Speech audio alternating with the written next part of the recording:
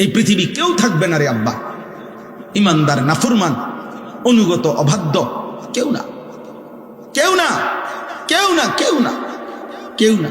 বলো না ভাই, আজ থেকে 300 বছর আগে যারা নেককার মানুষ ছিল তারা এখন কোথায়? বলে না, সবাই বলেন। আজ থেকে 300 বছর আগের জালেম যারা পাপী তারা কোথায়? হ্যাঁ, আবু বকর ওমর এই দুই সাহাবী ওনারা এখন কোথায়? আবু জেহেল আবু লাহাব এই দুই বেঈমান এরা এখন কোথায়? তাহলে ইমানদারও কবরে, নাফরমানও কবরে। এই পৃথিবী কাউরি থাকতে দেয় না, অনুগত কেউ না, অবাধ্য কেউ না, মূসা কেউ না, ফেরাউন কেউ না, ইব্রাহিম কেউ না, নমরুদ কেউ না। পৃথিবী কাউকে থাকতে দেয় না, কাউকে না। সূর্য থামে না রে আব্বা। আব্দুল কাদের জিলানী রাহমাতুল্লাহ আলাইহি সাইয়্যিদুল আউলিয়ার যেদিন মৃত্যু হয়েছে সেদিনও সূর্য চলছে, ফেরাউন নমরুদের যেদিন মৃত্যু হয়েছে সেদিনও সূর্য চলছে। পৃথিবী থামে না। পৃথিবী কি সময়ের গতি থামে না রে আব্বা। তুমি থাইমা যাইবে, তুমি কবরে পৌঁছা যাবে। এই অহংকার, এই বড়াই, এই শরীর স্বাস্থ্যের যৌবনের বাহাদুরি, মা বাবার বেপরাই। মৌলানা বলল পিতা মাতার অবাধ্যতার ব্যাপারে অনেক সুন্দর কথা বলছে মৌলানা, মাশাআল্লাহ। আমি কিছুটা শুনছি, অনেক চমৎকার বয়ান করছে। আল্লাহ তাআলা জবানে বরকত দান করে। তো এজন্য বললাম এটা জরুরি। তো আমার বলার উদ্দেশ্য হলো এই 3টা পাপ মারাত্মক, মনে রাখবা যুবক। 1 নাম্বার শিরিক, 2 নাম্বার উপার্জনের হারাম। যারা অভিভাবক আছেন রোজগার করেন, যারা পয়সা কামাই করেন, আপনাদের জন্য কথাই, উপার্জনের হারাম কইরা আমনও টিকতেন না, ফ্যামিলিও টিকত না, ফ্যামিলিও টিকত না। 70 বছর পরে না, 700 বছর পরে হইল আমনের বংশধররে মানসে এটাই কইব, ওই তো তোরে চিনি, তোর দাদা সুদখোর আছেন। সার বেড়া আনতে বেটা, লম্বা লম্বা কথা কইতে যা বেটা, তোরে চিনি না বেটা, আমরা চিনি না, আমরা জানি না তোমার আব্বা কিতা আসিল, বাটপাড়ের হদ্দার আসিল বেটা, ওনাইসত লম্বা লম্বা কথা কইতি বেটা। পাপ মুছা যায় না, পাপ কি করা যায় না, মুছা যায় না। আল্লাহ মাফ না করিলে, তওবা না করিলে, আল্লাহর কাছ থেকে মাফ না নিলে বড় মুশকিল, বড় মুশকিল, বড় মুশকিল। এই জন্য হারাম রোজগার করবেন না, হারাম রোজগার করেন না আব্বা, হারাম রোজগার। শুধু শুধু কেন সুদ নিলেন, কেন কিস্তি নিলেন, কেন লোন নিলেন, কেন ওজনে কম দিলেন, কেন মিথ্যা বললেন? আহা, আল্লাহ তাআলা বলে বান্দা, এত বড় সূর্য, এত বড় চন্দ্র, এত বড় আসমান, এত বড় জমিন, এত আলো, এত বাতাস, এত রোদ, এত বৃষ্টি, এত আলো, এত অন্ধকার, গ্রহ নক্ষত্র, এত গাছ, এত ফুল, এত ফসল, এত পশু, এত পাখি, এত কীট পতঙ্গ, এত কিছু আমি তোমার জন্য ব্যবস্থা করতে পারতেছি প্রতিদিন, প্রতি ঘন্টা। অল্প গোগা ভাত আর একখান ঘর আমি বুঝি তোমার দিতে পারতাম না? এই বুঝি কয়টা ভাতের লেগা আর একখান ঘরের লেগে এতটি মিথ্যা কথা কইলা? এত সুদ, এত কিস্তি, এত মিথ্যা, এত ধোকা, এত ওজনে কম দেওয়া, এত বাটফারি করলাম এই গরিয়ানের লেগা? বলেন না, একজন মানুষের শেষ পর্যন্ত কিতা এটাই তো দেখাই যে গরিয়ান করছি, এ গরিয়ান করছে। আর কিতা করছেন? আর এই বাজার সদাই, পাঙ্গাস, তেলাফিয়া, হ্যাঁ, খিরা, টমাটো, ধনিয়া, কাঁচামরিচ, দুন্দুল, করলা, আর কিতা, আর হলো বন, বিড়ি, চা, আলু চপ, পেঁয়াজ, পান, সুপারি, এই শেষ। এই চাচার হায়াত শেষ। 70 বছরে কতগুলো বহন খাইছে আর বিড়ি খাইছে। শেষ বয়স কেমনে কাটাইছেন কাকা? এই আল্লাহর রহমতে আপনাকে 10 জনের দোয়ায় চা দোয়ানে, আমরা দোয়াই হবে চা দোয়ানে বন খাই, বুঝলেন? বিড়ি খায়, শুধু বিড়ি খায়। আস্তাগফিরুল্লাহ, আস্তাগফিরুল্লাহ, নাউযুবিল্লাহ। আফসোসের বিষয়। আমার কথা রাগ করেন না, আমি প্রয়োজনে আর কোনোদিন আসবো না। আমি এ কথা মাথায় রেখেই ওয়াজ করি। বাকি আমার একদম স্পষ্ট কথা, 60 বছর 50 বছর এরকম বয়স্ক যেই সমস্ত লোক এখনো বিড়ি সিগারেট খায়, এ কথাই স্পষ্ট। এই লোক নির্লজ্জ, এই লোকের কোনো লজ্জা শরম নাই, একদম শরম নাই, শরম নাই, তোমার কোনো শরম নাই। 60 বছর বয়সেও আপনার থেকে যদি এই সমাজের ছেলে পেলে নাতি নাতনি কিছুই শিখতে না পারে, আর কোন দিন শিখবো আপনার থেকে? 60 বছর বয়সে আপনার থেকে কি শিখবো? বিড়ি ঘরের থেকে শিখবে কি? কথা বলেন না কেন? চা দোকানে যে নর্তকীর নাচ দেখে, টেলিভিশনে নর্তকীর নাচ দেখে, এমন বুড়া মেয়ের থেকে বাকিরা কি শিখবে? বলেন, আপনি বলেন, বলক একজন এখানে বলেন, কি শিখতো আপনার থেকে? বিড়িখানা? কি শিখতো? আপনাদের সন্তান আপনাদের কাছে আমানত। এই ছেলে পেলেগুলো নামাজ পড়ে না, এই ছেলেগুলো সারা দিন রাত মোবাইল টিপতেছে। আমি সেদিন আব্বা গত শনিবারে আমি এক জায়গায় ফজরের নামাজ পড়ছি, মাহফিলের জন্য যাইতেছিলাম আরেক জায়গায়। সারা রাত্র জার্নি করে রাস্তার পাশে এক মসজিদে ফজরের নামাজ পড়তে ঢুকছি। আমি এবং আমার শায়েখ আল্লামা মুফতি মুশতাকুর নবী কাসেমি, আমরা দুইজনের গাড়িতে ফজরের নামাজের জন্য ঢুকে দেখি, আল্লাহর কসম এই কোরআন হাতে বললাম, মসজিদের মধ্যে দেখছি শুধু 2 জন মুসল্লি, 2টা ছেলে। ইমাম সাহেবটাও একটা ছেলে, মুসল্লিটাও একটা ছেলে। এই 2টা ছেলে ছাড়া একটা লোক মসজিদে নেই, একটা লোক নাই, একটা লোক নাই। ছেলেটা বলল, হুজুর এটা 3 মৌজার জামে মসজিদ। মানে 3 মৌজা বোঝেন তো ভাই? এক গ্রামে তো 1 মৌজা না, কয়েক গ্রাম মিললে একটা মৌজা হয়। 3 মৌজার জামে মসজিদ এটা। শুধুমাত্র 2টা ছেলে ফজরের নামাজের জন্য মসজিদে। এই জাতির ভবিষ্যৎ কি? বলো না আব্বা, তোমরা যারা ছেলেরা নামাজ পড়ো না, একদিনও তোমরা আগামী দিনে কেমনে বাঁচবা? কেমনে বাঁচবা? আল্লাহর দয়া ছাড়া বাঁচবা কেমনে রে আব্বা? আল্লাহর ফজল ছাড়া কেমনে বাঁচবা? আফসোসের ব্যাপার, আফসোসের ব্যাপার, আফসোসের ব্যাপার।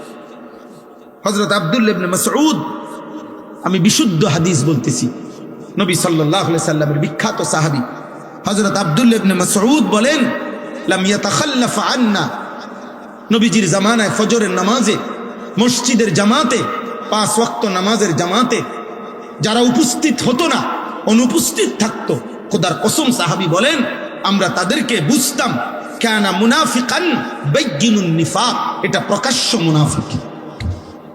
আল্লাহর কসম, নবী সাহাবী মসজিদের জামাতে যে আসতো না, সাহাবী বলেন আমরা তাকে চিনতাম এটাই, এই নামে যে এটা প্রকাশ্য মুনাফিক।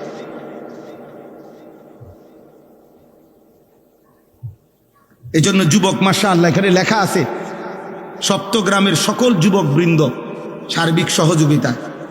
নওজোয়ান তোমরা যারা এই মাহফিলের সাথে সম্পৃক্ত, তোমাদের অনেকের গলায় বেইস আছে, আমি তোমাদেরকে বলি, তোমরা যদি আমগরে ভালোবাসা থাকো, মহব্বত করে থাকো, এই মহব্বতের দাবি নিয়ে বলতেছি আব্বা, তোমরা একজন আরেকজনকে আগামীকালকে মিটিং করো, পরামর্শ করে বসো যে আমরা এক বন্ধু আরেক বন্ধুকে ফজরের নামাজের জন্য ডাকবো। বলো ইনশাআল্লাহ। দেখবা তার একজন একজনের সাথে ওয়াদা করো, তাহলে দেখবা বরকত হবে। 10 জন লইয়া পারতা না, তুমি শুধু একজনের লাগে, দোস্ত কি কস, হুজুরের কথা মতো চল, ফজরের নামাজ পড়ি। রাসূলুল্লাহ সাল্লাল্লাহু আলাইহি সাল্লাম বলছে, যে ফজরের নামাজ পড়ে তাইয়্যিবুন নাফস, তার অন্তর পবিত্র হয়ে যায়। তাইয়্যিবুন নাফস, আল্লাহ নবী বলছে যে ফজরের নামাজ পড়ে না, আল্লাহর কসম নবী বলছে খাবিসুন নাফস, ওর অন্তর হলো খবিস, ওইটা খবিস, খবিস, এটা খবিস, খবিস, এটা ফজরের নামাজ যে পড়ে না, এটা খবিস, খবিস, খবিস এটা। আর আল্লাহর নবী বলছে খবিস পায়খানায় থাকে। খবিস থাকে কোথায়? পায়খানা। এই জন্য নবীজি বাথরুমে পায়খানায় ঢুকতে এই খবিস থেকে পানা হতো। বাথরুমে ঢুকার দোয়া কি? মানে কি কোন আমনে কোন খবিস না? তো বুঝা গেল নবীজি এটা কেন কইতেন, বাথরুমে ঢুকতে কেন বলতেন যে আল্লাহ খবিস থেকে পানাহ চাই, তাহলে বুঝা গেল বাথরুমের ভিতরে কে আছে? খবিস। রাসূলুল্লাহ সাল্লাল্লাহু আলাইহি সাল্লামের হাদিস, ফজরের নামাজ যে পড়ে না, আল্লাহর নবী বলছে শয়তান তার এই মাথার পিছনে ঘাড়ের এখানে গিট্টু দিয়ে রাখে শয়তান তাকে, আর বলে আলাইকা লাইলুন তাওয়ীলুন ফারকুদ, হে আল্লাহর বান্দা রাত হলো অনেক লম্বা, লম্বা ঘুমা, নাফরমান ঘুমা। শয়তান তাকে আটকায় রাখে, আবদ্ধ করে। নাউজুবিল্লাহ। তো আমার কথাটা শেষ হয়েছে না। রাসূলুল্লাহ সাল্লাল্লাহু আলাইহি সাল্লাম এই সূরা হুদ যে কথাটা বলতেছিলাম, 5টি জাতির আযাবের বর্ণনা ওই সূরার মধ্যে আছে। কোন সূরা বলেন তো? সূরা হুদ, 11 নম্বর সূরা কোরআনে। তো ওই সবটা বর্ণনা করার পর, মানে আযাবের বিস্তারিত বর্ণনা দেওয়ার পর, গুনাহ, নাফরমানি, পাপ, সীমা লঙ্ঘনের কথা বর্ণনা করার পর আল্লাহ কোরআনে ওই সূরাতে একটা আয়াত নাজিল করছে, নবীজিকে বলছে ফাস্তাকিম কামা উমিরতা। অতএব বন্ধু, যাই বললাম আপনার কাছে আযাবের বর্ণনা, কথা শুনেন তো, আপনার উম্মত যে যাই করুক, উল্টা পাল্টা করুক আর বাউ করুক, তবে আপনার ব্যাপারে আমায় আল্লাহর স্পেশাল কথা, আপনাকে যত শরীয়তের যত আদেশ করা হয়েছে, আমি আল্লাহ বলছি প্রত্যেক আদেশ, প্রত্যেক হুকুম, প্রতিটা আদেশ নিষেধের ব্যাপারে আপনি পাহাড়ের মতো, পাথরের মতো ইস্তেকামত, মজবুত এবং দৃঢ় থাকবেন। এক সুতা, এক জাররা আপনি বন্ধুর থেকে যেন কোনো আমলও না ছুটে, কোনো রকমের ভুল যেন না হয়। কাকে বলছে? নবী সাল্লাল্লাহু আলাইহি সাল্লামকে বলছে।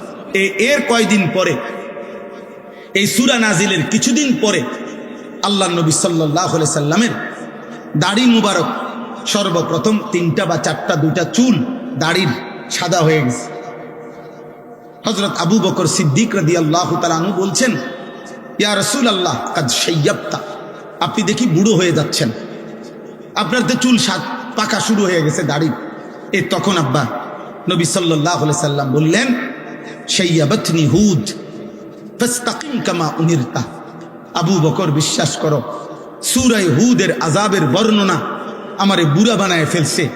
আর আমার আল্লাহর এই আদেশ যে আমি যেন আমার আল্লাহর হুকুমের উপরে এক চুল এদিক সেদিক না হয়, মজবুত থাকতে বলছে, এই দায়িত্ব, এই ভার, এই ওজন আমারে বুড়া বানায় ফেলছে।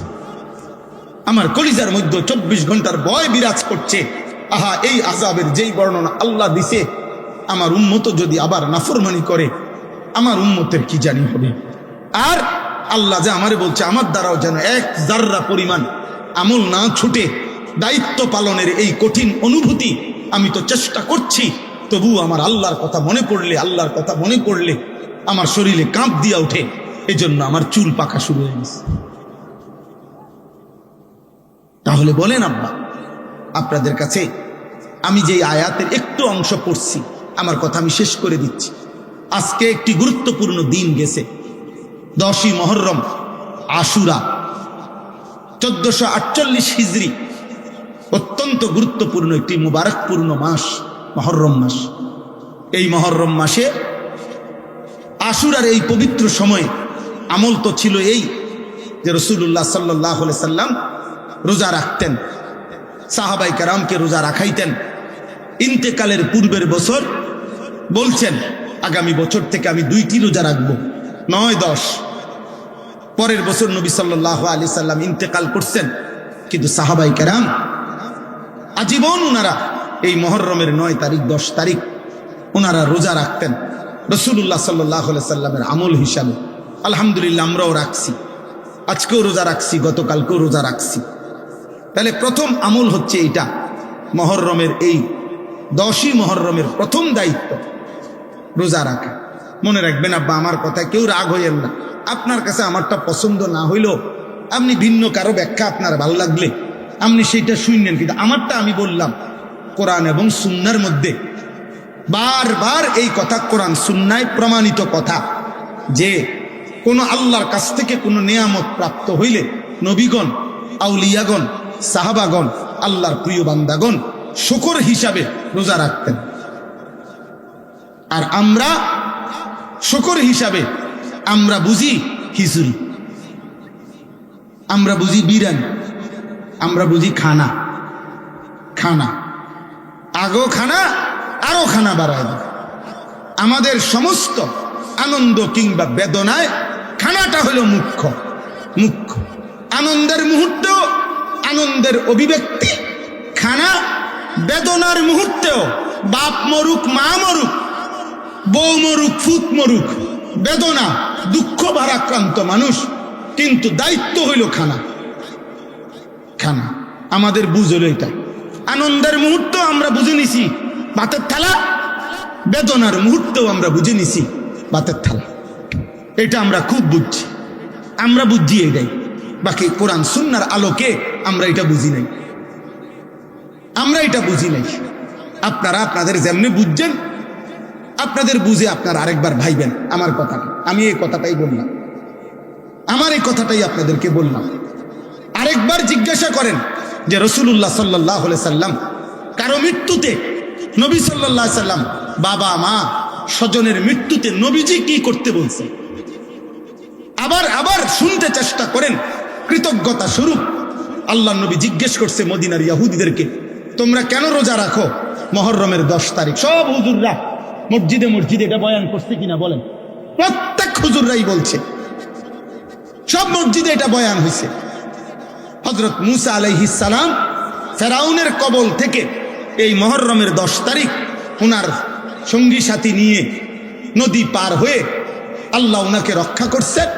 ফেরাউনের পুরা বাহিনী ডুবে গেছে। তাইলে এইটা এই শুকর হিসাবে মুসা আলাইহিস সালাম আল্লাহর হুকুমে প্রতি বছর 10ই মুহররম রোজা রাখতেন। আল্লাহ নবী বললেন, তাহলে এই রোজা আমরাও রাখব, এই রোজা আমরাও রাখব। পরবর্তীতে সাহাবায়ে কেরামকে নিয়ে নবীজিও এই রোজা রাখতেন। তাইলে শুকর হিসাবে, কৃতজ্ঞতা হিসাবে নবীগণ তাদের অনুসারীদেরকে নিয়ে কি রাখছেন? কথা বলেন না, বলেন। আপনি মানতে হবে জরুরি না, আমি আমারটা আমি বললাম, আপনার কাছে রেফারেন্স বললাম।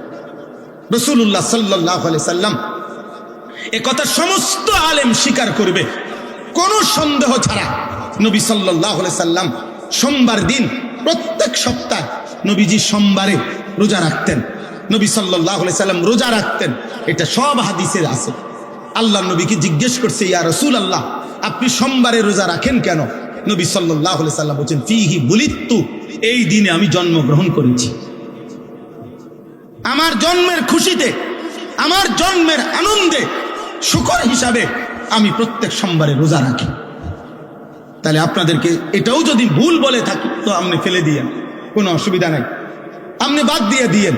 কিন্তু ইনসাফ যদি বলে থাকি, যদি হাদিস বলে থাকি, সত্য বলে থাকি, আরেকবার ভাইবেন। তাইলে আনন্দ কিংবা বেদনা, যদি 10ই মুহররম মুসা আলাইহিস সালাম ফেরাউনের বাহিনী থেকে উদ্ধার হয়েছেন, এটার যদি কৃতজ্ঞতা হয় তাইলেও তিনি রোজা রাখছেন।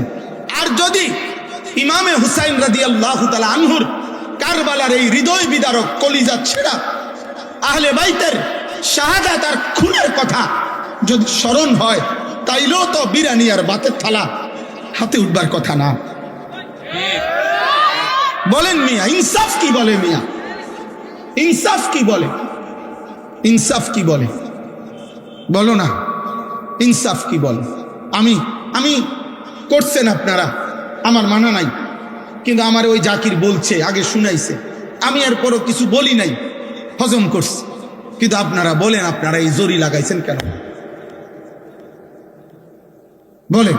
আপনারা কল্পনা করেন, ছেলেরা তোমরা কল্পনা করো, ধরে নাও আজকে 10ই মুহররম, মনে করো এই মসজিদের সামনে ইমামে হুসাইনের পবিত্র লাশ এখানে আইনা রাখছে। মনে করো আহলে বাইতের 71 জন আহলে বাইতের পবিত্র সদস্যের খুন ঝরা লাশ কারবালার মাঠ থেকে মনে করে এখানে আইনা রাখছে। তো তোমার দায়িত্ব কি? এই ফুল লাগানো? বলেন না ভাই, আপনার ইনসাফ কি বলে? বলেন, তর্ক ছাড়া কম। রাগ হয়েন না আপনারা, আমি শুধু বুঝাইলাম আনন্দ কিংবা বেদনায় উল্লাস কেমনে হয়, আনন্দ কিংবা বেদনায় খানা কেমনে মুখে আসবে। শুকর হিসাবে তো নবী সাল্লাল্লাহু আলাইহি সাল্লাম শিখাইছেন রোজা। আমরা একজন একজন করে লিখি, হিসাব করি। এখন হাত তোলার দরকার না, আমি হিসাব নিচে মুখে বলতেছি আর কি, যে কয়জনের মনে ছিল রোজা রাখার কথা। অথচ কসম আল্লাহ, হাদিসে স্পষ্ট আছে, একজন মহিলা সাহাবী রুবাই বিনতে মুআফফিজ রাদিয়াল্লাহু তাআলা আনহা, তিনি বলেন নবীজির জামানায় মুহররমের এই 10 তারিখের রোজা আমরা মহিলারাও রাখতাম, পুরুষরাও রাখতাম, নবীজিও রাখতেন। অনুসাউবিমু সিবিয়ানানা, আমরা আমাদের বাচ্চাদেরকেও এই রোজাটি রাখতাম, আমাদের বাচ্চারাও এই রোজা রাখত, বাচ্চাদেরকেও আমরা রোজা রাখাইতাম। তাহলে সাহাবায়ে কেরাম তাদের বাচ্চাদেরকেও নবীজির আনুগত্য শিখাইছেন, অনুসরণ শিখাইছেন। এই আমার এই দূরে কথা। আমি বিশ্বাস করেন আমি ঠেলাঠেলি বুঝি না, আমি ধাক্কাধাক্কি করতে চাই না। বলতে বলতে আল্লাহর দয়ায় ওয়াজের বয়স 22 বছর হয়ে গেছে, 22 বছর। আর কত এইখানে এই এলাকাগুলোতে আমি এই মসজিদে তারাবি, খতমে তারাবি পড়ছি। হ্যাঁ, এই মসজিদেই। ওই যে আমি যে চবেপুরে তাফসির করতে ছিলাম, চবেপুরে দাখিল মাদ্রাসার যে মসজিদে, তো 2 দিন না 3 দিন ছিলাম। আরো আগের কথা, তো খতমে তারাবি হয় না ওইখানে কোনো মসজিদে। তখন শুনছি একমাত্র এখানেই তো মনে হয় এই মসজিদে খতমে তারাবি হয়েছে। আমি ওইখান থেকে খতমে তারাবি পড়ে আবার ওইখানে গেছি, রাত্রে গিয়ে ওখানে ছিলাম। জাকির, এই হাফেজ জাকির আমার খুব পরিচিত, ওর কারণেই দাওয়াত নিছি। অতএব আব্বা, আপনাদের আমি মৌলানা সাহেবকে চিনি, ওই জাহাঙ্গীর ভাইকে চিনি, এই চবেপুর এই অঞ্চল এলাকায় শতবার আসছি আমি, আশেপাশের সব এলাকায়। তাহলে অতএব আমার বলার উদ্দেশ্য হলো, একজন মুমিন আনন্দের প্রকাশও করবে নবীজি সাল্লাল্লাহু আলাইহি সাল্লাম সাহাবায়ে কেরামের আমল হিসাবে, বেদনা সেটাও প্রকাশ করবে নবী এবং সাহাবীদের তরিকায়। এটা তর্কের বিষয় না, এটা ঝগড়ার বিষয় না, এটা সুন্নি ওয়াহাবির বিষয় না, এটা কাজ্জা ফাসাদের বিষয় না, এটা হলো কোরআন সুন্নাহর সাথে মিলাইয়া নেওয়ার বিষয়। সাহাবায়ে কেরাম নবী সাল্লাল্লাহু আলাইহি সাল্লামের আমলের সাথে মিলাইয়া নেওয়ার বিষয়। আমনের জায়গা থেকে যদি আমনের মিল্লা যায়, খালাস।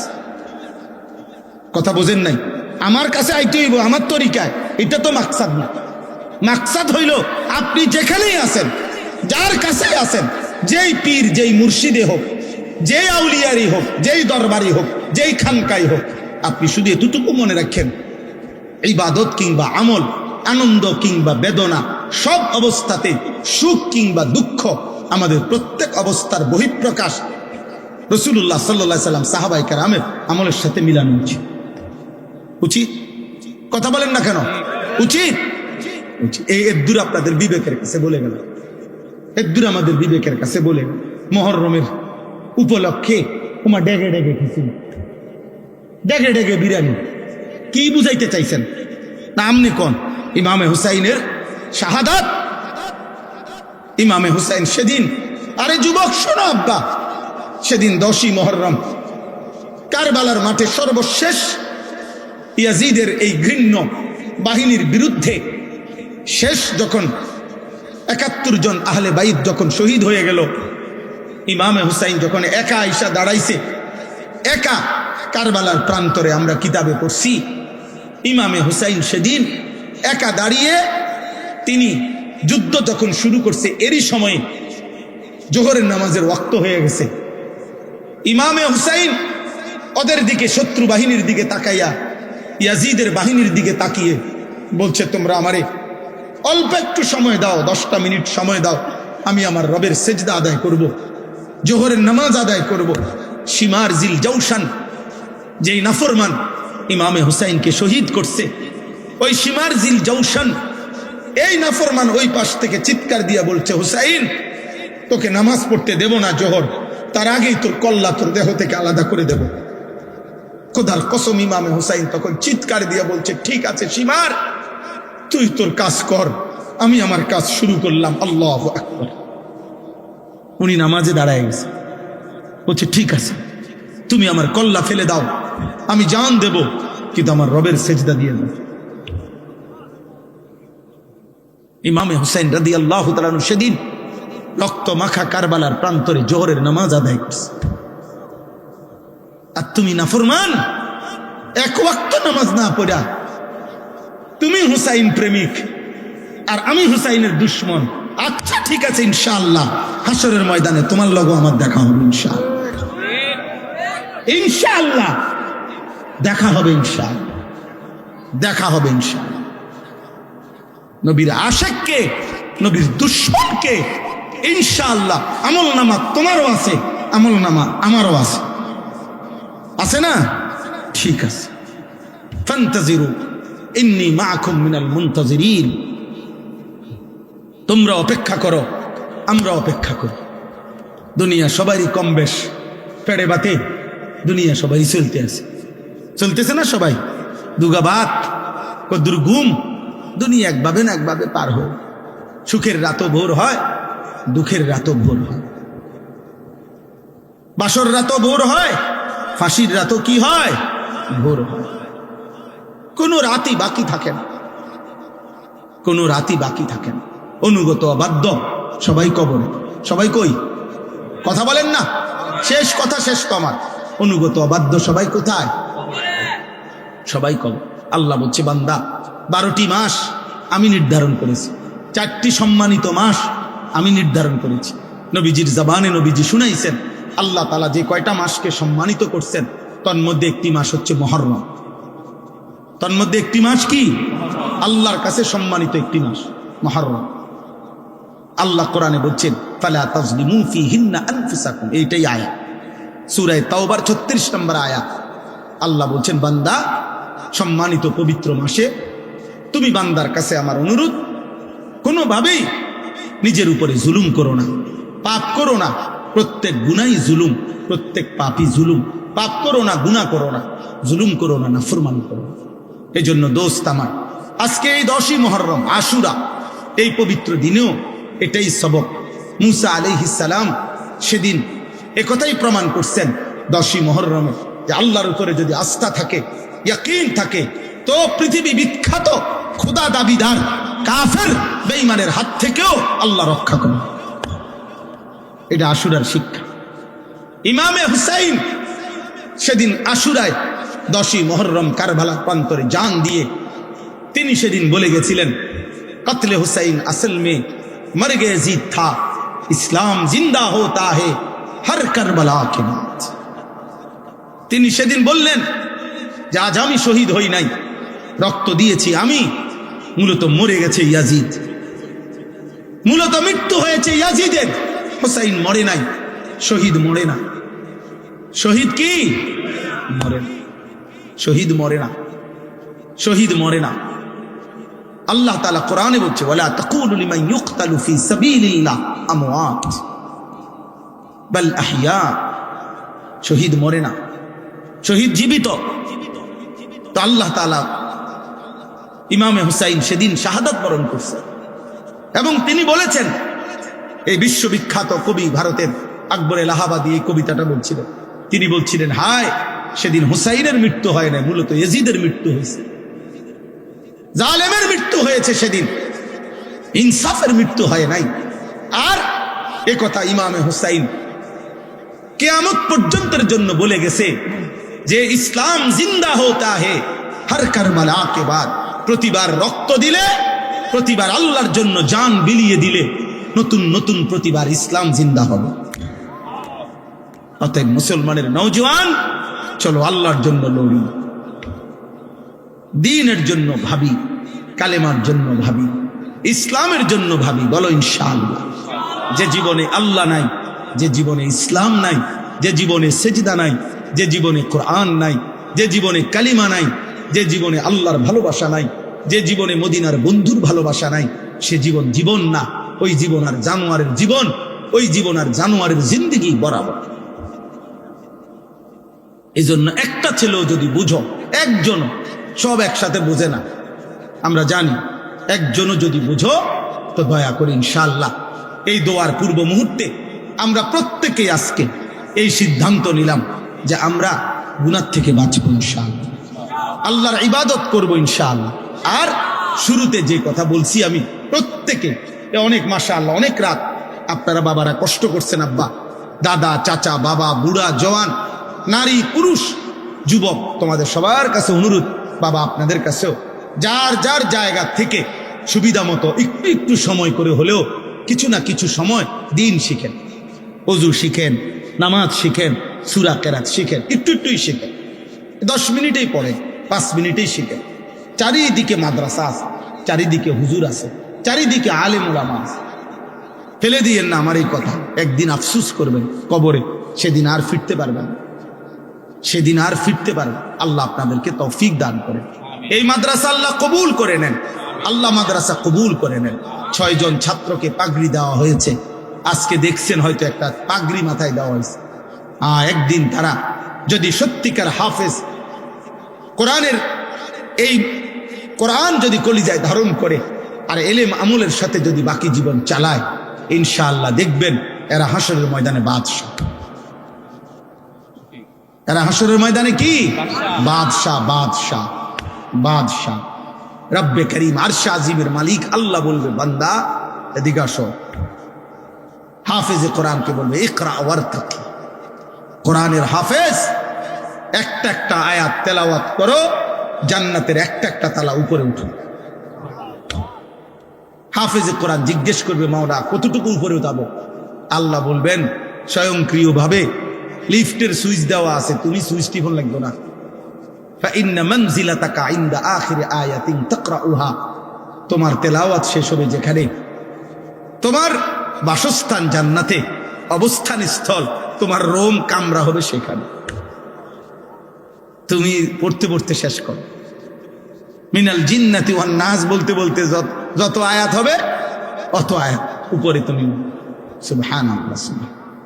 তখন ওই হাফেজে কোরআন 6000-এর চাইতে 6234 বিশুদ্ধ বর্ণনা। তো এই উপরে উঠা এলাকাবাসীকে সালাম দিবে যে, চাচা আমি আপনাকে সেই ছেলেটা, আল্লাহ আমার এই এনে উঠেছে। আল্লাহ কবুল করে নেন। আপনাদের যাদের ভালোবাসা, সহযোগিতায় একটা টাকার দান মনে রাখেন, মাদ্রাসার দানের 1 মিনিট কথা শুনেন, আর 5 মিনিটে শেষ করে দিচ্ছি। এই একটা টাকার দানে আপনি যেখানে মিশে গেলেন, 1000 টাকা, 10,000 টাকা, 5,000 টাকা, মনে রাখেন এটা একটা সিলসিলা। সিলসিলা মানে আমি আনিসুর রহমান আজ থেকে 35 বছর আগে আমি যেই মাদ্রাসায় পড়ছি, মনে করেন নোয়াখালী লক্ষ্মীপুর টুমচর মাদ্রাসায়, তাহলে ওই মাদ্রাসায় যারা দান করছে তাদের দানের টাকার থেকেও আমার খাবারের লোকমা আল্লাহ মিলাইছে। তো আমি সেই মাদ্রাসায় পড়ছি, আমার ছাত্র জীবনে আমি যতগুলো মাদ্রাসায় পড়ছি, ওই মাদ্রাসাগুলোতে যারা দান সদাকা করছে, আজকে আল্লাহ তাআলার তৌফিকে দয়ায় যেটুকু কোরআন সুন্নাহর কথা আমরা বলতেছি, এর দ্বারা যদি সওয়াব হয়, খোদার কসম এই প্রত্যেক দাতার আমলনামাতেও সওয়াব উঠে। এবং আমি এখন আরেকজনকে শিখাইলাম, তো এবার সে বলতেছে, সে আবার আরেকজনকে শিখাবে, সে বলতেছে, এই সিলসিলা মাদ্রাসার দান এটা আর থামে না, এটা আর শেষ হয় না। অতএব এই শেষ 4-5 মিনিট সময় লম্বা কালেকশন না, আপনাদের প্রত্যেকের কাছে অনুরোধ, আপনারা প্রত্যেকে আপনাদের ভালোবাসা নিয়ে পকেটে হাত দেন। মাদ্রাসার জন্য যার যার ভালোবাসা দিয়ে যেটুক তৌফিক হয়, মহব্বতের সাথে একটু বেশি করে মাদ্রাসার জন্য একটু দান করেন। এরপরে আমরা এক্ষুনি দোয়া করছি। যদি কেউ বলেন পরে দিবেন, তো বলে ফেলেন, ওনারা লিখে রাখুন। যদি কেউ নগদ দিবেন আমাদের কাছে দেন, অথবা ছেলেদের হাতে দেন, যেমনি সুবিধা হয়। থাকলেই দেন, না থাকলে দোয়া করে দিয়েন, থাকলে না দিয়েন এমন যেন না হয়, বেশি করেই দিয়েন। মাদ্রাসার দানে, মসজিদের দানে আব্বা ঠকবেন না, কেউ ঠকবেন। আমি একটু আগেই বলছি, আল্লাহ তাআলা বলছে ওয়ায়ুরবিস সাদাকাত, সাদাকা দান আল্লাহ বাড়িয়ে দেয়, বাড়িয়ে দেয় আল্লাহ বরকত। উঠেন না, কেউ দোয়া না করে উঠেন না। এই 2 মিনিট এক্ষুনি আমরা দোয়া করে দিচ্ছি। মাশাআল্লাহ। কোথায় কবরস্থান? আল্লাহ আল্লাহ, আল্লাহ কবুল করেন, আল্লাহ মাফ করে দেন। জি, কেউ যদি পরে দিবেন, চাচাদের মধ্যে, বাবাদের মধ্যে অনেক সম্পদশালী আছেন, প্রবাসী আছেন, ছেলে পেলে প্রবাসী আছে, আপনারাও বলেন যে হুজুর আমি ইনশাল্লাহ 10,000, 5,000, 50,000 দেব। ভাই আছেন ভালো? জি, দেখছি তো আপনার।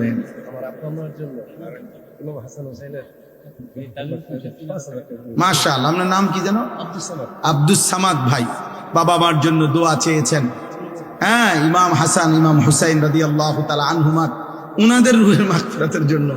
তাকুন আবাদান নাস وقال صلى الله عليه وسلم فاتقوا الدنيا واتقوا النساء اللهم صل على محمد وعلى آل محمد كما صليت على إبراهيم وعلى آل إبراهيم إنك حميد مجيد اللهم بارك على محمد وعلى آل محمد كما باركت على إبراهيم وعلى آل إبراهيم إنك حميد مجيد سبحانك لا علم لنا إلا ما علمتنا إنك أنت العليم الحكيم الحمد لله আল্লাহ পাক রব্বুল ইজ্জত যুল জালাল ওয়াল ইকরামের ফজল কারাম, রব্বুল আলামিনের অপরিসীম ইহসান মেহেরবানি দয়া, আল্লাহ তাআলা আমাদেরকে আজ 26 জুন 2026 রোজ শুক্রবার বিবাড়িয়া জেলা কসবা উপজেলাধীন কুটি মানিকনগর সপ্তগ্রাম সৈয়দুল মুরসালিন নুরানিয়া হাফিজিয়া মাদ্রাসা ও এতিমখানা কমপ্লেক্স এর হাফেজ ছাত্রদের পাগড়ি প্রদান উপলক্ষে আজকের এই সপ্তগ্রাম কেন্দ্রীয় ঈদগাহ ময়দানে মোতাবাররাক ইসলামী সম্মেলনে অনেক শ্রদ্ধেয় ওলামায়ে কেরাম, নেতৃস্থানীয় ব্যক্তিবর্গ সকলের উপস্থিতিতে আল্লাহ তাআলা আমাদেরকে আসবার বসবার আল্লাহর জন্যই জমা হওয়ার তৌফিক দান করেছেন। এজন্য আমরা সকলেই বলি আলহামদুলিল্লাহ। সবার কাছে বিনীত অনুরোধ, কিশোর নওজোয়ান বয়স্ক সবার কাছে, এই হাতে মোবাইল ধরে ভিডিও বা রেকর্ড করা যাবে না। হাতে মোবাইল ধরে রেখে ভিডিও রেকর্ড করা আমার পক্ষ থেকে নিষেধ। আমি এটা আদেশ করলাম, এরপরে আমি যাকে দেখব তারে এখান থেকে বাইর করে দেব, আপনারে ধমক দিয়া বের করে দেব। কাজেই যেই হন, টুফিওয়ালা টুফি ছাড়া, সবার জন্য কথা এটা। আর নিজের থেকে চলে গেলে আরো ভালো। যদি বলেন যে আমি নিজের থেকে চলে গেলাম, আপনার মতো হুজুরের ওয়াজ শুনলাম না, তা আপনার মতো বেড়াইতে আমি বললাম না, বুঝেন নাই? এই জন্য দয়া করে নিজের থেকে চলে গেলে অনেক ভালো হয়। আর নয়তো যার যতক্ষণ ধৈর্য কুলায়, আমরা কেউই রাত চুক্তি বসি নাই, অল্প কিছুক্ষণ সময় সামান্য কিছু কথাই আরজ হবে। এজন্য বিশেষ করে নওজোয়ান ভাই, কেউ চালাকি করে লুকাইয়া কৌশল করেও ছবি তোলার চেষ্টা করার দরকার নেই। ধৈর্যে না কুলাইলে তুমি ভাই চলে যাও। নিজের যদি কাজ থাকে, ক্লান্তি থাকে, ঠিক আছে, চলে গেলেই হলো। তে কোনো নির্বাচনী জনসভা না যে ব্যাপক জনসমর্থন দরকার, এমন কিছু না। ভোট প্রার্থনা না যে অনেক লোকের উপস্থিতি দেখানো দরকার।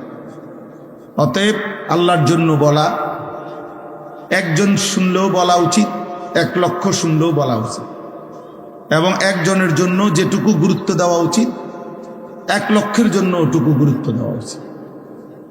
এটা জরুরি আমাদের জন্য। বিশেষ করে মনে রাখতে হবে, কোরআনুল কারীমে একাধিকবার আল্লাহ তাআলা এটা বলছেন যে বান্দা তুমি আমার কথা মনোযোগ দিয়ে শোনো, পরিবর্তনের জন্য, রহমতের জন্য, আল্লাহর কাছ থেকে দয়া অনুগ্রহ পাওয়ার জন্য মনোযোগ জরুরি, আন্তরিকতা জরুরি। ওয়া ইযা কুরিআল কুরআনু ফাসতামিউ লাহু ওয়া আনসিতু লাআল্লাকুম তুরহামুন।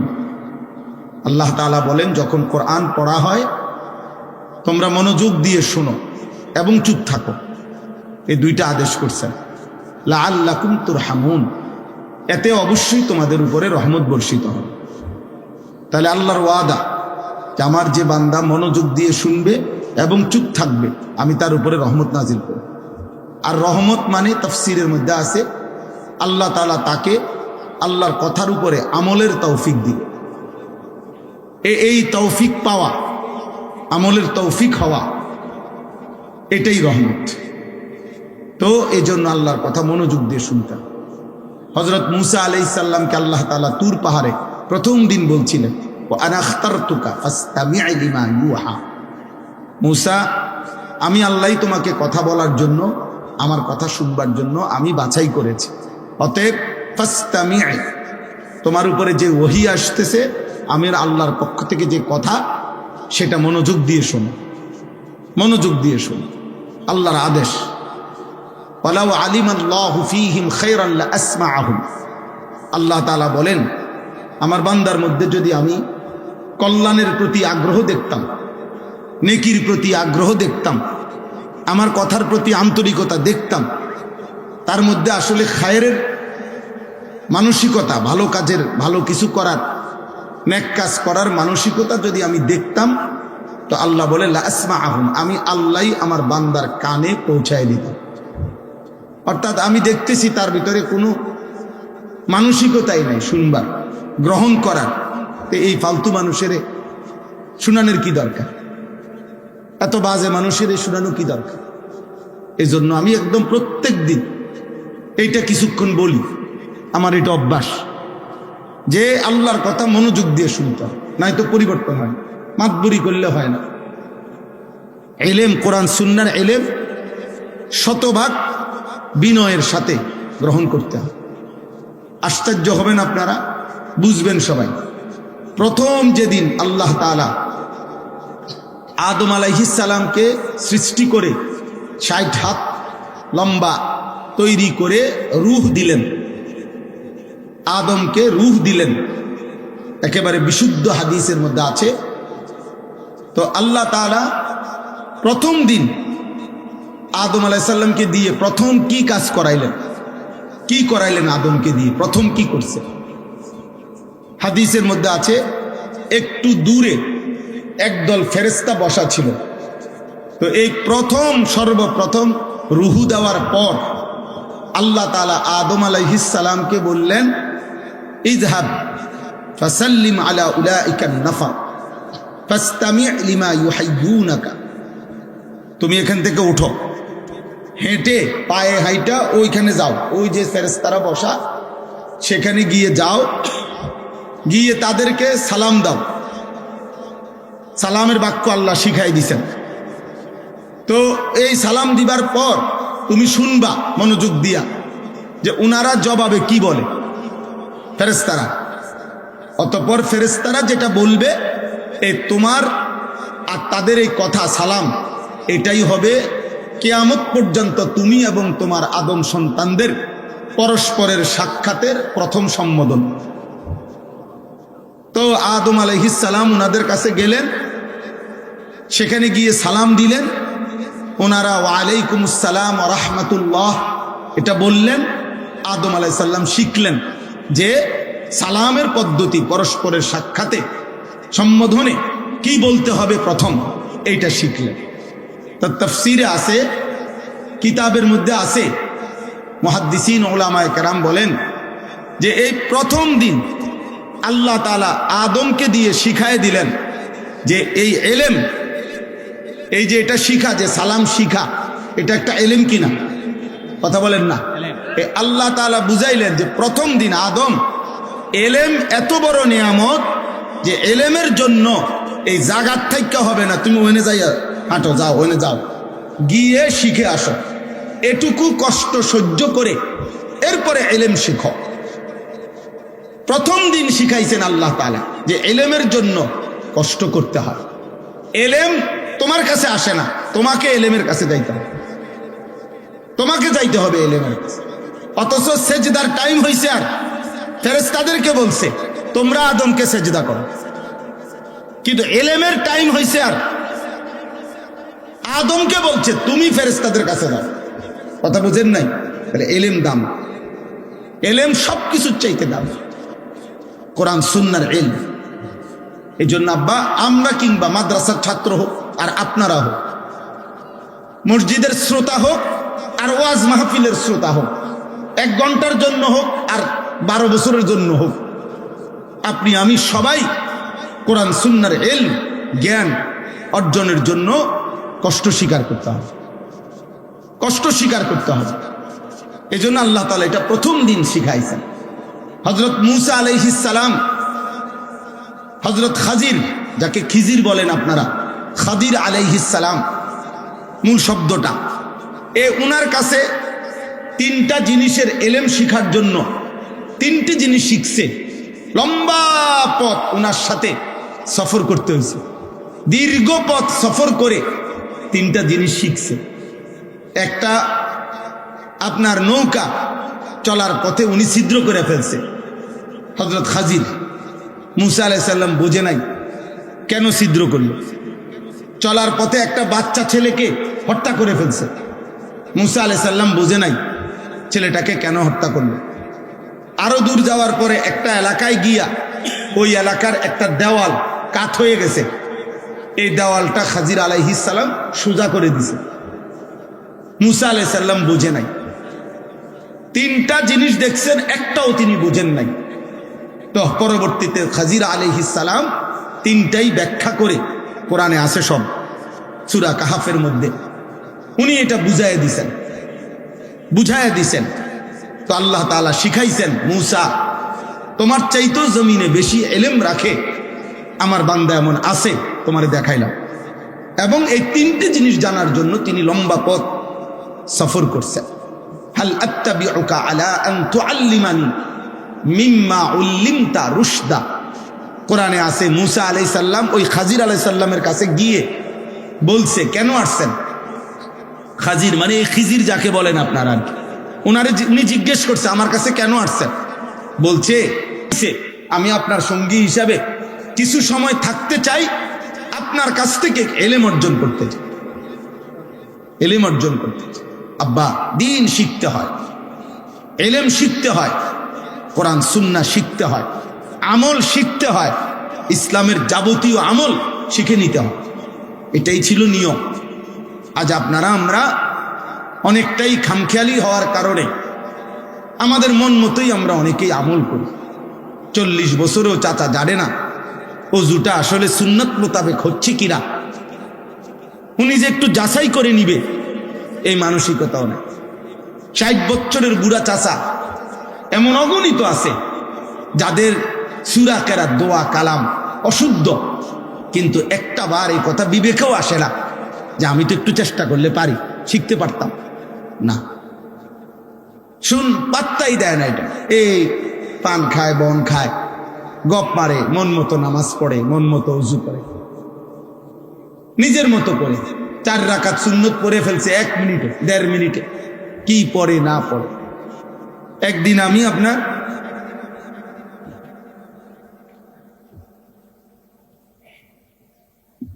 একজনকে দেখছি চেয়ারে বসে নামাজ পড়তেছে, তো একটু পরে দেখি হাতের ইদ্দুর বাইর করে, আবার ইদ্দুর হাত পায়, আবার পরে আমি নামাজ শেষে জিগেলাম, চাচা এটা কি করলেন? ইদ্দুর কি? যে ইদ্দুরটা হলো রুকু, আর এই বেশিটা হলো সেজদা। বলেন এটা নি রুকু? আপনার বাপ দাদা 14 গোষ্ঠী শুনছিনি এটা রুকু? পৃথিবীর কোনো আলেম বলবিনি এটা রুকু, এটা নি রুকু, হাতের ইদ্দুর বাড়ালে নি রুকু। আমি বললাম, তা আপনি এটা কোত্থেকে শিখলেন? এটা রুকু, এটা সেজদা, মাথা কই, আমনে কই? আশ্চর্য কথা। অনেকের তো এরকম, এটা হইল কথা? এটা বুঝি দিন যে আমি নামাজ পড়তেছি, আমার আশেপাশে দেখেছি অনেকে এরকম করে, এটাই নামাজ? আশ্চর্য। আপনি বসে নামাজ পড়লে ইশারা কি হাতেরই নি ইশারা না মাথার ইশারা? তাই খামখেয়ালি, জানারও মানসিকতা না, জানারও মানসিকতা। অসংখ্য মুসলমান। এজন্য বাপ, এটা জরুরি বুঝা, দিন শিখতে হয়। হাদিসের মধ্যে আছে, হযরত মালিক ইবনুল হুয়াইরিস, বুখারীর হাদিস, রাদিয়াল্লাহু তাআলা আনহু বলেন, আমরা কয়েকজন কিশোর যুবক সাহাবী ওয়া নাহনু শাবাবাতুন মুতাকারিবুন, সমবয়সী যুবক আমরা নবীজির কাছে আসলাম দিন শিখার জন্য। ফাআকামনা ইনদাহু 20 লাইলা, অতঃপর নবীজির কাছে আমরা পূর্ণ 20 দিন নবীজির কাছে আমরা ছিলাম। ওনারা দূরবর্তী অঞ্চলের সাহাবী, কিন্তু আয়েশা 20 দিন নবীজি সাল্লাল্লাহু আলাইহি সাল্লামের কাছে এসে দিন শিখছেন। 20 দিন পরে নবী সাল্লাল্লাহু আলাইহি ওয়াসাল্লাম ওনাদেরকে বললেন, ইরজিউ ইলা আহলিকুম ওয়া আল্লিমুহুম ওয়ামুরুহুম, তোমরা এবার তোমাদের পরিবার এলাকার কাছে ফিরে যাও, তাদেরকে ইলম শিখাও, তাদেরকে আল্লাহর হুকুমের প্রতি আদেশ করো। ওয়া ইযা হাদারাতিস সালাহ ফালিয়ুআদ্দিন আহাদুকুম, যখন নামাজের ওয়াক্ত হবে তোমাদের একজন আজান দিও। ওয়ালিয়া উম্মাকুম আকবারুকুম, এবং তোমাদের মধ্যে বয়সে যে বড় সে ইমামতি করবে। তো 20 দিন থাকার বরকতে আল্লাহ নবী সাল্লাল্লাহু আলাইহি সাল্লাম এখন উনাদেরকে আজান ইমামতির সার্টিফিকেট দিয়ে দিচ্ছে। বললেন না যে একজন কি করো ইমামতি। তো সাহাবীরা 20 দিন থেকে ওনারা দিন শিখছেন। হাদিসে স্পষ্ট আছে, এক সাহাবী আয়েশা নবী সাল্লাল্লাহু আলাইহি সাল্লামকে বলছেন, ইয়া রাসূলুল্লাহ, আমি নামাজ কিভাবে পড়বো আমাকে বলে দেন। আল্লাহ নবী সাল্লাল্লাহু আলাইহি সাল্লাম বললেন, সাল্লি মা'ানা ইয়াওমাইন, 2 দিন আমাদের সাথে থাইকা নামাজ পড়ো। 2 দিনে সাহাবী নবীজির সাথে থেকে 10 ওয়াক্ত নামাজ তিনি পড়ছেন। আল্লাহ নবী সাল্লাল্লাহু আলাইহি সাল্লাম এবার বললেন, এই 2 দিনে আমাদের সাথে যে নামাজ পড়তে দেখছো এইভাবে নামাজ। তাইলে শুধু মুখে বলে দিছেন না সাথে রেখে শিখাইছেন? কথা বলেন না, সাথে রেখে শিখাইছেন, সাথে রেখে শিখাইছেন। প্রথম যেদিন মেরাজের রাতে নামাজ ফরজ হয়েছে 5 ওয়াক্ত, তো নবীজি যখন জমিনে ফিরে আসলেন পরের দিন 2 দিন টানা হযরত জিবরিল আলাইহিস সালাম এবং আমাদের নবী সাল্লাল্লাহু আলাইহি ওয়াসাল্লাম, শুধু এই 2 জন, জিবরাইল ইমাম, নবী সাল্লাল্লাহু আলাইহি সাল্লাম তার পিছনে দাঁড়িয়েছেন। 2 দিনে 5 ওয়াক্ত করে 10 ওয়াক্ত নামাজ পূর্ণ 2 দিন জিবরাইল নবীজিকে দেখাইছেন।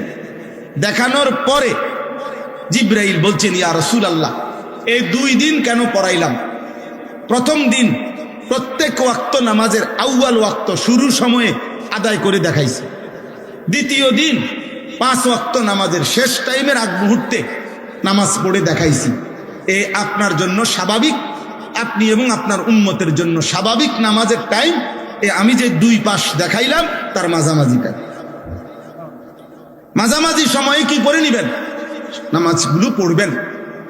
এরপরে দেখেন, এরপরে নবী সাল্লাল্লাহু আলাইহি সাল্লাম সাহাবায়ে কেরামকে জমা করছেন মসজিদে নববীতে, মিম্বরের উপরে দাঁড়াইছেন সাহাবীদের দিকে ফিরে।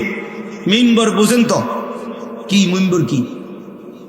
যেখানে খুতবা দেয়, ওই যে 3 তাকওয়ালা যে এইটা, এই মিম্বর, মিম্বরের উপরে দাঁড়িয়ে সাহাবাদের দিকে ফিরে রাসূলুল্লাহ সাল্লাল্লাহু আলাইহি ওয়াসাল্লাম নামাজ দেখাইছেন।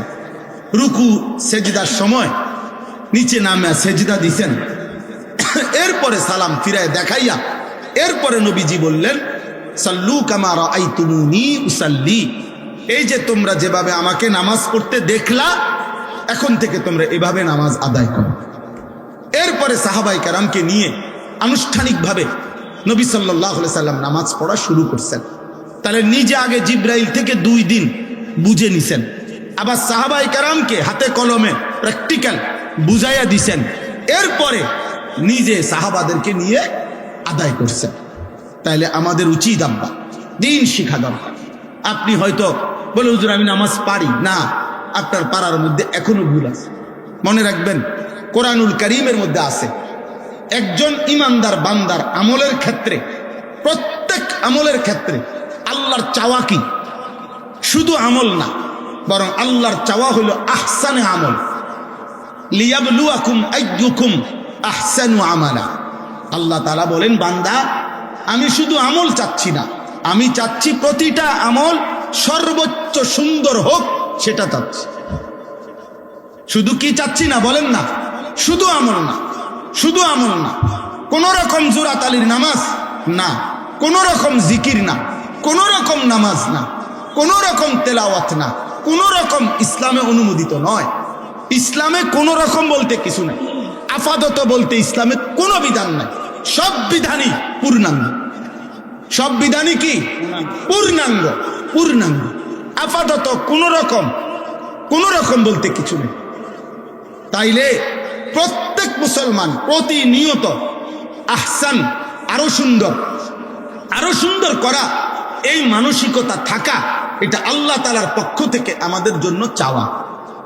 তোমার নামাজ আরো সুন্দর করা দরকার, তোমার রুকু আরো সুন্দর করা দরকার, তোমার সেজদা আরো সুন্দর করা দরকার, তোমার জিকির আরো সুন্দর করা দরকার, তোমার তেলাওয়াত আরো সুন্দর করা দরকার, তোমার আল্লাহ তাআলার ইবাদত আরো সুন্দর করা দরকার।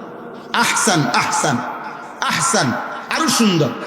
গত 1-2 বছর আগে আমার খুলনার হজরত, বাংলাদেশের একজন বড় বুজুর্গ আরেফ বিল্লাহ হজরত মাওলানা মুফতি নুরুল আমিন সাহেব, অনেক বড় আল্লাহওয়ালা, করাচি হজরত কুতবে আলম হজরত মাওলানা শাহ হাকিম মোহাম্মদ আখতার রহমতুল্লাহ আলাইহের খলিফা হজরত, অনেক বড় আল্লাহওয়ালা। আজ থেকে 5-7 বছর আগে আমি আমার শায়েখ আল্লামা মুফতি মুশতাকুন নবী কাসিমি হুজুর সহ আমরা প্রায় 30-35 জন আলেম প্রায় 7-8 বছর আগে হজরতের কাছে গিয়া খুলনায় 3 দিন ছিলাম। হজরত জিজ্ঞেস করছেন কেন আসছি? আমাদের শায়েখ আল্লামা মুফতি মুশতাকুন নবী সাহেব বলছে, হজরত আমরা আপনার কাছে আসছি, থাকবো এখানে সুন্নত মোতাবেক ওযু এবং নামাজ শেখার জন্য। 3 দিন থাইকা আমরা সুন্নত মোতাবেক ওযু এবং নামাজ শিখছি হজরতের কাছে। যখন আমরা ওয়াজ করি, আমগোরা তো চিনেন আপনারা সবাই, চিনা এক কথা, দিন আরেক কথা, আখেরাত আরেক কথা। আব্বা 1 কোটি মানুষ চিনার দ্বারা অথবা একজনও না চিনার দ্বারা খোদার কসম আখেরাতে আলাদা কোনো বিশেষত্ব নাই, হাসরের মাঠে আলাদা কোনো বিশেষত্ব নাই। পরিচিতি কিংবা সুখ্যাতি কিংবা অখ্যাত মানুষ, অপরিচিত মানুষ, এদের কিছু আসে যায় না। কোরআনুল কারীমের মধ্যে কোন নবীর নাম আছে, কোরআনে নবীর নাম আছে যতজন, নাই তার চাইতে বেশি লক্ষ গুণ। 1,24,000 যদি নবী এবং রাসূল হয়, কোরআনে নবীর নাম আছে মাত্র 25 জন। 25 জন। যদি 1.5 থেকে 2.5 লাখ সাহাবী হয়, কোরআনে সাহাবীর নাম আছে 1 জন। কয়জন জানেন? এটা কোরআনুল কারীমে সাহাবীদের মধ্যে নাম আছে শুধু 1 জনের নাম, 1 জন সাহাবীর নাম যায়েদ, এই নামটাই শুধু আছে, আর কারো নাম নাই, আর কারো নাম নাই। তাহলে এই পৃথিবীতে দুনিয়াবি পরিচিতি কিচ্ছু আসে যায় না। এরপরে গত 2 বছর আগে আবার একদিন রাত 2টা বাজে এই খুলনার হজরতকে আমি নিজে বললাম ঘুমের আগে, হজরত আমি আমার নামাজটা আমি একটু একা দেখাই, হয় কি না? হজরত পুরা নামাজ দেখে বললেন, মৌলানা রুকুর সময় আপনার এই ডান হাত একটু এদিকে বাঁকা হয় বেশি, এটা সোজা করতে হবে, মানে এইভাবে হাত থাকতে হবে। আমি বললাম হজরত আপনি ধরে ঠিক করে দেন। 5-6 বার ধরে ঠিক করে দিছে। আলহামদুলিল্লাহ এখনো পর্যন্ত প্রত্যেক দিন প্রতি ওয়াক্ত এগুলো নামান, ওগুলো নামান লাগবে না। তো প্রত্যেক ওয়াক্ত নামাজের সময় আমার এটা মনে পড়ে যে হযরত আমাকে বলছেন এই হাত কি রাখতে, সোজা রাখতে। অধিকাংশ বেলা আমার এটা মনে পড়ে। তাহলে নামাজ সুন্দর হওয়া, আরো সুন্দর হওয়া আমারও দরকার, আপনাদেরও দরকার, আপনাদেরও দরকার, আমাদের সকলের দরকার। আমরা বড় খামখেয়ালি মানুষ, যে সমস্ত গাফেল ইবাদত করে না, যেগুলো নামাজ পড়ে না, ওই ফালতুদের তো কোনো আলাফে নাই, ওইগুলা তো কোনো হিসাবের মধ্যেই নাই। কিন্তু যারা নামাজ পড়েন তাদের মধ্যেও গাফলতি অনেক। রাসূলুল্লাহ সাল্লাল্লাহু আলাইহি সাল্লামের স্পষ্ট হাদিস শুনেন, আবু দাউদ শরীফের হাদিস। নবীজি বলছেন, তিলকা সালাতুল মুনাফিক, ওই নামাজ মুনাফিকের নামাজ। 3 বার বলছে, ওই নামাজ মুনাফিকের নামাজ, ওই নামাজ মুনাফিকের নামাজ। কামা ফানাক্কারা আরবাআন লা ইয়াযকুরুনাল্লাহা ইল্লা কালিলা, যে দাঁড়িয়ে 4 রাকাত নামাজ আদায় করছে যেন 4টা ঠোকর মারছে, এত দ্রুত যে যেন 4টা ঠোকর মারছে, বর্ষির ঠোকর দিছে যেন 4টা ঠোকর মারছে। নবীজি বললেন লা ইয়াজকুরুনাল্লাহা ইল্লা কালিলা, একেবারে যত সামান্য পরিমাণ ছাড়া আল্লাহর জিকির, তাসবিহ, সূরা, কেরাত, দোয়া, কালাম একটাও সুন্দরভাবে পড়ে নাই। খোদার কসম নবী 3 বার বলছে ওই নামাজ মুনাফিকের নামাজ, মুনাফিকের নামাজ, মুনাফিকের নামাজ। বলেন তাহলে আত্তাহিয়াতু যার শুদ্ধ হয় না, আমরা এটা কি নামাজ? দোয়ায়ে কুনুত যার শুদ্ধ হয় না, এটা কি নামাজ? তাব্বাত ইয়াদা কুল হুয়াল্লাহ শুদ্ধ হয় না, শব্দ হইল সুবহানা রব্বিয়াল আযীম। আপনি এখন সোনা বেলাজুম, সোনা বেলাজুম, সোনা বেলাজুম কিতা? হ্যাঁ, আপনি এটা কি বললেন? কি বললেন এটা? আত্তাহিদুলিল্লাহ সাল্লাল্লাহু আলাইহি ওয়া সাল্লাম আলাইহি ওয়া সাল্লাম ওয়া আলাইহি সাল্লাম শাহাদু লা ইলাহা ইল্লাল্লাহ মুহাম্মাদুর রাসূলুল্লাহ আল্লাহুম্মা সাল্লি আলা মুহাম্মাদ ওয়া আলা আলি মুহাম্মাদ কামা সাল্লাইতা আলা ইব্রাহিম ওয়া আলা আলি ইব্রাহিম ইন্নাকা হামিদুম মাজিদ আল্লাহুম্মা বারিক আলা মুহাম্মাদ ওয়া আলা আলি মুহাম্মাদ কামা বারাকতা আলা ইব্রাহিম ওয়া আলা আলি ইব্রাহিম ইন্নাকা হামিদুম মাজিদ আল্লাহুম্মা ইন্নী যালামতু নাফসি যুলমান কাসীরান ওয়া লা ইয়াগফিরু যুনুবা ইল্লা আনতা ফাগফির লিমা কুনতা মিন ইনদিকা রাহমাতান ইন্নাকা আনতাল গফুরুর রহিম। আসসালামু আলাইকুম ওয়া রাহমাতুল্লাহি।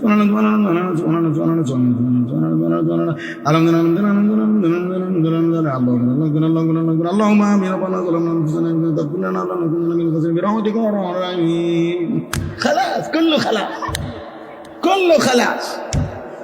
উড়ে এলাইলো। আর এটা জাপানি মেশিনে নামাজ। এটি কি কি পড়লেন এটা বলে? এটা ইনসাফ হইল? এটা নামাজ হইল? বলেন এটা তাসবিহ হইল? নবী সাল্লাল্লাহু আলাইহি সাল্লাম আপনার কল্পনায় বলে একজন মানুষ বলেন, একজন মুসলমান নবীজি এভাবে তাসবিহ করতেন, এমনি করতেন। এটা তাসবিহ হলো? এটা ফাজলামি করলেন না? এটা ফাজলামি করলেন না আপনি? বলেন।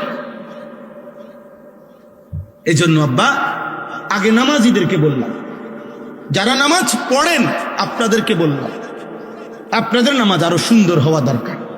আপনি যদি বলেন হুজুর কতজনে নামাজে তো পড়েন, আমরা তো পড়ি না, এসব ফাঁকনা কথাই হইত না। আখিরাত এইটার ভিত্তিতে না। কেউ নামাজ পড়ে নাই এই কারণে আপনার এটা কোন রকম জোরাতারি দিলে চলবে, আল্লাহ কথা বলেন। আল্লাহ কথা বলেন কোরআনুল কারীমের মধ্যে আছে, ফাকাতিল ফি সাবিলিল্লাহ লা তুকাল্লাফু ইল্লা নাফসাকা। কথা শুনেন, নবীজিকে বলছেন সাল্লাল্লাহু আলাইহি ওয়াসাল্লাম, সূরা নিসার আয়াত। কোরআনে আল্লাহ আমাদের নবীকে বলছেন, হে বন্ধু, যুদ্ধের ময়দানে আপনার সাথে যদি একজন সাহাবীও আপনার অনুসারী একজনও যদি না থাকে, তবু আপনি একাই আল্লাহর পথে যুদ্ধ করেন। ফাকাতিল এক বচনের শব্দ। এরপরে আল্লাহ বললেন কেন জানেন? লা তুকাল্লাফু ইল্লা নাফসাকা। এই পৃথিবীর কারো ব্যাপারে যদি আপনি জবাবদিহি করতে নাও হয়, কিন্তু আপনি কিন্তু আপনার নিজের ব্যাপারে শরীয়তের বিধানের আদিষ্ঠ মুকাল্লাফ, আপনার উপরে কিন্তু শরীয়তের বিধান। অতএব একটি বিধানেও আপনি যাররা পরিমাণ ছাড় দিলে আমি আল্লাহর জিজ্ঞাসা থেকে আপনিও কিন্তু বাঁচবেন না, আপনিও বাঁচবেন না। খামখেয়ালি করলে হতো না, খামখেয়ালি করলে হতো না। কোরআনুল কারীমের মধ্যে আছে সূরা হুদ 12 নম্বর 11 নম্বর পারায় 11 নম্বর সূরা কোরআনের সূরা হুদ। এই সূরা একটা আয়াত আছে, নবী সাল্লাল্লাহু আলাইহি সাল্লাম এই সূরার মধ্যে কোরআনে সূরা হুদে সবচেয়ে বেশি নাফরমান জাতির আযাবের ঘটনা এই সূরাতে, মানে কোরআনুল কারীমে সবচেয়ে বেশি আযাবের বর্ণনা আছে ওই সূরায়, সূরা হুদ। 5টি জাতির ঘটনা আছে, 5 জন নবীর কওম যাদেরকে আল্লাহ তাআলা আল্লাহর নাফরমানি আর পাপের কারণে, সীমা লঙ্ঘনের কারণে আল্লাহ তাআলা এই পৃথিবীতে ওই 5টি কওম জাতিকে চিরতরে একেবারে শেষ করে দিয়েছে। একের সবাইকে, ছোট বড় নারী পুরুষ, কোলের বাচ্চা পেটের বাচ্চা সবাই না। তো এই ঘটনাগুলো এই সূরাতে আছে। 5 জন নবীর ঘটনা, নূহ আলাইহিস সালাম, হুদ আলাইহিস সালাম, সালেহ আলাইহিস সালাম, লূত আলাইহিস সালাম, শুআয়ব আলাইহিস সালাম। এই 5 জন নবী, এই 5 জন নবীর কওমের আযাবের বর্ণনা বিস্তারিত আল্লাহ তাআলা এই সূরা হুদের মধ্যে আছে। বলছেন ভয়ানক আযাব, কাউকে আল্লাহ তাআলা আকাশ থেকে ঘূর্ণিঝড় দিয়ে ধ্বংস করে দিছে, কাউকে কওমে নূহকে পানি দিয়ে ধ্বংস করে দিছে, কাউকে ফেরেশতার বিকট চিৎকার দিয়ে ধ্বংস করে দিছে, কাউকে সাততবক জমিনের নিচের মাটি উল্টাইয়া আছাড় দিয়া শেষ করে দিছে, কাউকে ফেরেশতার বিকট চিৎকার দিয়ে ফেরেশতা এসে একটা চিৎকার দিছে, মানুষগুলো সব কান ফাইটা মরে গেছে। সব এই আযাবের বর্ণনা। আর প্রত্যেকটা আযাবের কারণ হলো পাপ, গুনাহ, আল্লাহর নাফরমানি। তন্মধ্যে 3টা গুনাহ বড়। পূর্ববর্তী অধিকাংশ জাতি ব্যক্তি মনে রাখবেন, নওজোয়ান ছেলে আব্বা তোমাদেরকে বলি, এই পৃথিবীতে যত জালেম, যত পাপী, যত নাফরমান আল্লাহর আযাবে ধ্বংস হইছে ব্যক্তি কিংবা গোষ্ঠী, তাদের মূল অপরাধ ছিল 3টা। কয়টা? 1 শিরিক। 1 হলো কি? শিরিক। শিরিকের কারণে আল্লাহ অসংখ্য জাতিকে ধ্বংস করে দিছে। এজন্য শিরক বড়ই মারাত্মক, বড়ই মারাত্মক, বড়ই মারাত্মক, বড়ই মারাত্মক। 2 নাম্বার, উপার্জনের হারাম। হারাম রোজগার করে যে, মনে রাখবেন আব্বা, লিখিত কথা, এই কোরআনের ফয়সালা এটা, একবার না বারবার আল্লাহ বলছেন, উপার্জন যার হারাম সে অথবা তার বংশধর, তার প্রজন্ম একটা পর্যায়ে আইসা ধ্বংস হবেই হবে। সুদখোরের বংশ, তোমার বংশ শেষ হয়ে যাবে, তুমি মনে রাখো। ঘুষখোর, তুমি মনে রাখো, 70 বছর পরে হোক, 100 বছর পরে হোক, নাফরমান, তোর বংশ শেষ হয়ে যাবে। হ্যাঁ, কিস্তিখোর, তোমার বংশ টিকবে না। আমার নাম আনিসুর রহমান, মনে রাখো, আমি কোরআন থেকে হাদিস থেকে বলে গেলাম। হারামখোরের, হারাম উপার্জনকারীর পরবর্তী প্রজন্ম একটা পর্যায়ে এসা 70 বছর পরে হোক, আর 90 বছর পরে হোক, 100 বছর পরে হোক, থাকে না। এটা পরীক্ষিত কোরআনের ফয়সালা। ইয়ামহাকুল্লাহুর রিবা ওয়া ইউরবিস সাদাকাত। সূরা বাকারাতে কোরআনে আল্লাহ স্পষ্ট বলছে, আমি আল্লাহর ওয়াদা, সুদ আমি আল্লাহ সুদ, হারাম উপার্জন আমি নিশ্চিহ্ন করে দেব। ইয়ামহাকু শব্দের অর্থ হচ্ছে নিশ্চিহ্ন করে। আল্লাহর ওয়াদা, আল্লাহর ওয়াদা। একদিন আর বাত্তির, আমি একবার এক জায়গায় দেখছি, বলছে হুজুর আজ থেকে 50 বছর আগে তারা 10 গ্রামের জমিদার ছিল। এই সেই বাড়ি হুজুর, আপনি এখন দেখেন, আমি নিজে বাড়ি ঘুরে দেখছি, একটা ঘর নাই, অনেকগুলো গাছ আছে চারিদিকে, কতগুলো কুত্তা আছে গাছের তলায় বসে রয়েছে। এই কতগুলো কুত্তা ছাড়া একটা মানুষের অস্তিত্ব, যারা জুলুম করতো মানুষের। হারাম উপার্জনকারী, এই 2 নাম্বার। 3 নাম্বার হলো লজ্জাস্থানের গুনাহ, জিনা, ব্যভিচার, পুরুষে পুরুষে অপকর্ম, নিজের হাত দ্বারা নিজের লজ্জাস্থানের নাপাক অপকর্ম, অস্থির ছবি, বেহায়াপনা, অসভ্য। এই জিনা লজ্জাস্থানের অপবিত্র, শাহওয়াতের গুনাহ, হারাম চাহিদা, যৌন চাহিদা। এই লক্ষ লক্ষ যুবক আজকে এই উশৃঙ্খল, এই চুল, চেহারা, লেবাস, পোশাক, আল্লাহ নাই, নামাজ নাই, সেজদা নাই, হালাল হারামের কোনো ধার ধারে না।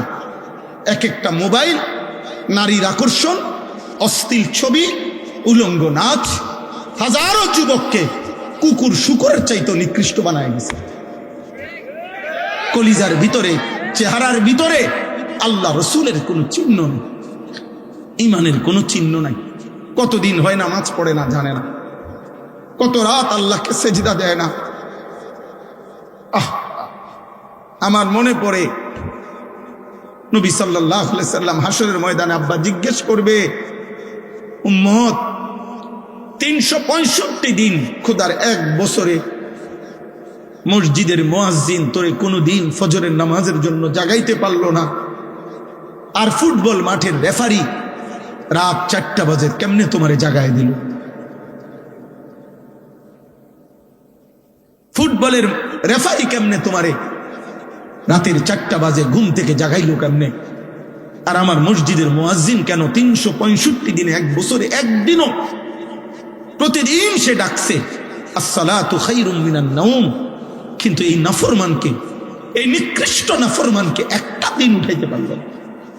কত বড় বেঈমান, কত বড় গাদ্দার! এই গাদ্দার যেন আল্লাহকে বলে দিছে পরিষ্কার যে মালিক তুমি আরো ডাকলো আমি উঠব না, তোমার ডাকে আমি সাড়া দেব না। তুমি যতই কও হাইয়া আলাল ফালাহ, তুমি যতই বলো সফলতা, আমি জানি সফলতা হইল ফুটবলে, সফলতা সেজদাতে না। ঠিক আছে আব্বা চলো, ফান্তাজিরু কোরআনে আছে প্রত্যেক নবী বলতে বলতে বলতে বলতে ওই নবীর উম্মত যখন চূড়ান্ত নাফরমানি করছে, নবী অস্থির হইয়া একটা পর্যায়ে নবীগণ বলে ফেলতেন ফান্তাজিরু ইন্নী মাআকুম মিনাল মুনতাজিরিন।